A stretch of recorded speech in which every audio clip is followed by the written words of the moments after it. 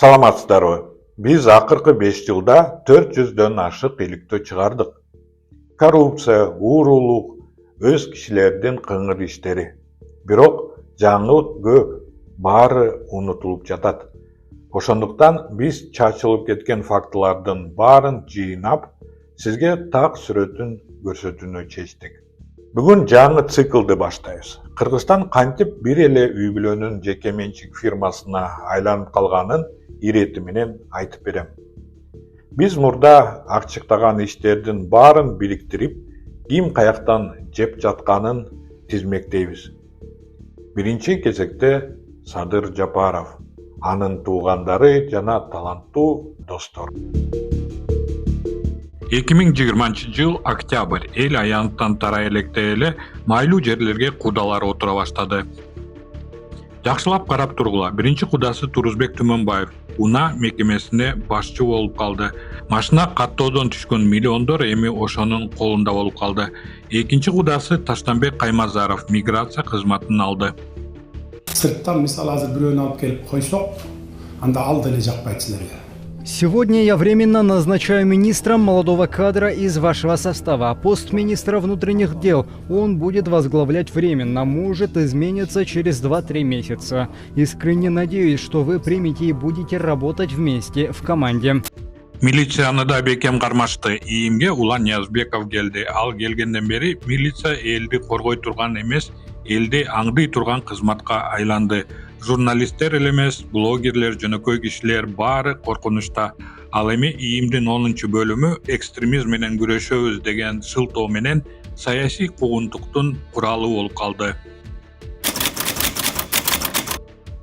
Казынаны ким текшерет? 21-жылы эсептөө палатасына дагы бир кудасы Алмазбек Акматов келди. Анын баласы болсо дароо президенттин администрациясына кирди. Атасы акчаны текшерет, баласы ак үйдө карап турат. Президенттин иниси Орозбек Жапаровдун достору да куру калган жок. Медицина, ФОМС жана спирт заводу эки чоң кызмат үй бүлөнүн жакын досторуна берилди. Элдин ден соолугуна деген акчасы менен спирт эми ишенимдүү колдоо.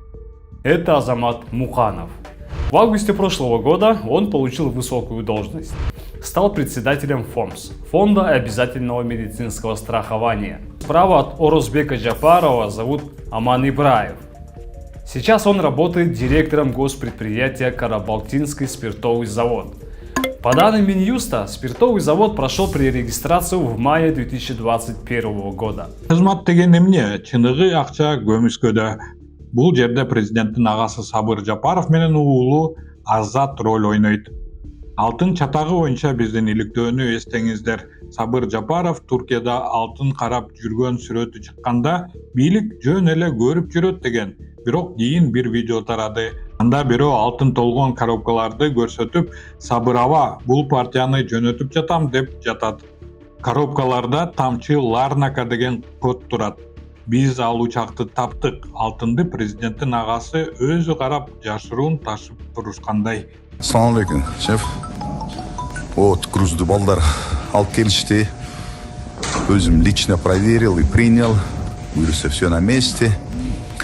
Сабырова, партия боюнча еще маалымат жок. Айты сейчас отправляем. Президенттин агасынын баласы Азат Жапаров болсо таможняны көзөмөлдөйт. Маалыматтарга караганда ал Манас аэропортундагы таможняда ар 1 килограмм товар үчүн $4 чогултат. Атасы алтын менен базарларды караса, баласы бажыны көзөмөлгө алды.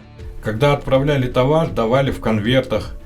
Объединенно давали с 1 тонны или 2 тонн давали. С каждого килограмма по $4. Таможняны бастығына береміз?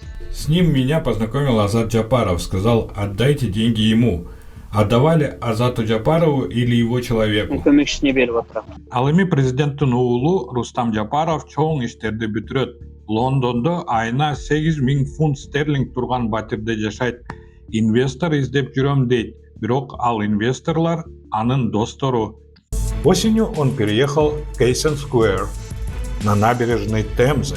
В той же квартире зарегистрированы его брат Ринат и сестра Джанаим. Все трое со статусом студентов.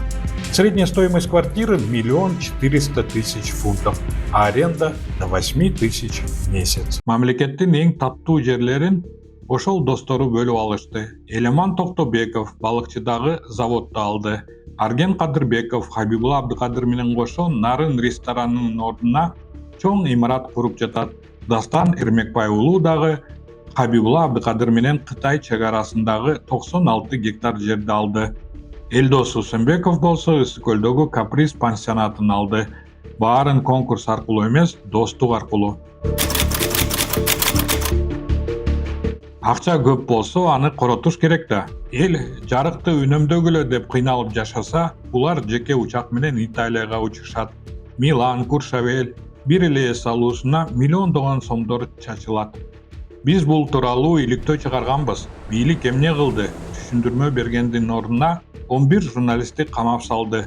Аларды тополоң кылды дегени үчүн эмес, үй-бүлөнүн Италиядагы эс алуусун байлыгын айтканы үчүн камашты. В Кыргызстане массово задерживают журналистов. Утром 16 января в домах и офисах независимых журналистов прошли обыски. Силовики забрали 10 человек из разных изданий на допрос.